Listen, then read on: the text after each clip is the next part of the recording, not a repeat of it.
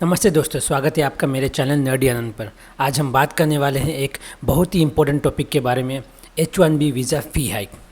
USA ने recently एक बड़ा चेंज अनाउंस किया है जिससे thousands of professionals specially Indians और साउथ एशियंस डायरेक्टली इम्पैक्ट होंगे। इस वीडियो में मैं आपको समझाऊंगा नया रूल क्या है, किस पर अप्लाई होगा, क्या एग्जम्पशंस है और इसका लॉन्ग टर्म इम्पैक्ट क्या हो सकता है। तो वीडियो को एंड तक ज़रूर देखना। चलिए शुरू करते हैं। चलिए पहले जानते हैं कि H1B वीज़ा है क्या।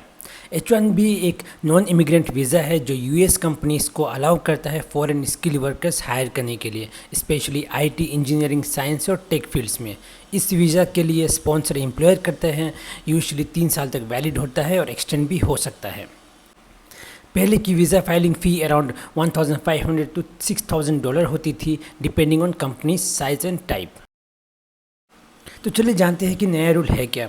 19 सितंबर 2025 को यूएस प्रेसिडेंट ने प्रोक्लेमेशन साइन किया जिसमें अनाउंस हुआ कि अब नया H1B वीज़ा पिटिशंस के लिए $1,00,000 फ़ी लगेगी। ये एक मैसिव जंप है क्योंकि पहले जो फ़ी आती थी वो एक फ्रैक्शन थी इसके। नया रूल 21 सितंबर 2025 से इफ़ेक्टिव हो गया है।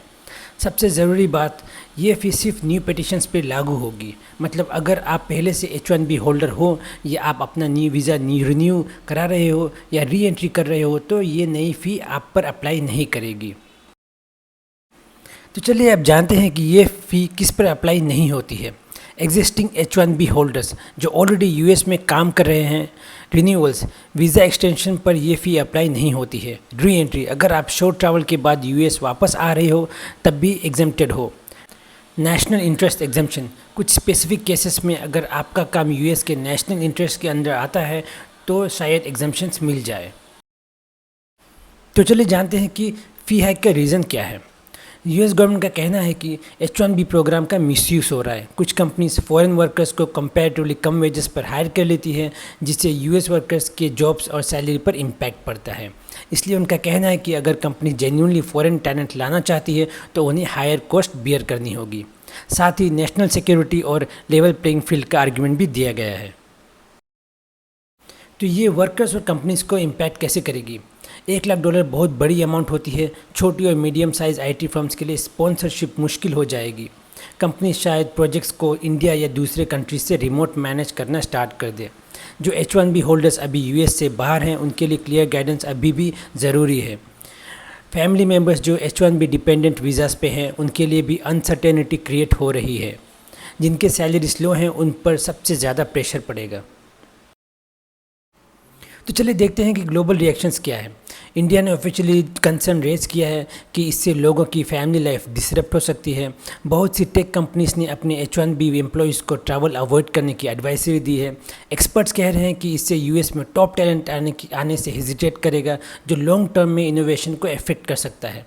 लीगल चैलेंजेस भी एक्सपेक्टेड है क्योंकि कांग्रेस और कोर्ट्स इसके इम्प्लीमेंटेशन को रिव्यू कर सकते हैं। तो आप क्या कर सकते हो। अगर आप नया पिटीशन फाइल कर रहे हो तो डेडलाइंस को ध्यान से देखो और लीगल एक्सपर्ट से कंसल्ट करो। एम्प्लॉयर्स को अपनी वर्कफोर्स प्लानिंग रिवाइज करनी होगी। क्या रिमोट या ऑफशोर ऑप्शंस बेटर हैं। H1B होल्डर्स जो ट्रैवल प्लान कर रहे हैं वो ऑफिशियल यूएस इमिग्रेशन अपडेट्स पर नज़र रखें। इमिग्रेशन लॉयर्स से प्रोफेशनल गाइडेंस लेना अभी और भी इम्पोर्टेंट हो गया है। तो दोस्तों ये था मेरा पूरा ब्रेकडाउन H1B वीज़ा फ़ी हाइक का।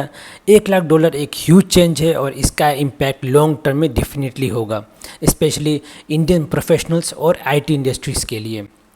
आपको क्या लगता है, क्या ये स्टेप फेयर है या यूएस को अपनी स्किल्ड वर्कफोर्स के लिए ज़्यादा फ्लेक्सिबल होना चाहिए। कमेंट सेक्शन में अपनी ओपिनियन ज़रूर शेयर करें। अगर वीडियो हेल्पफुल लगा तो लाइक करें, शेयर करें और चैनल को सब्सक्राइब करके बेल आइकन प्रेस करना ना भूलें। मिलते हैं आपसे नेक्स्ट वीडियो में, तब तक के लिए टेक केयर, स्टे अपडेटेड।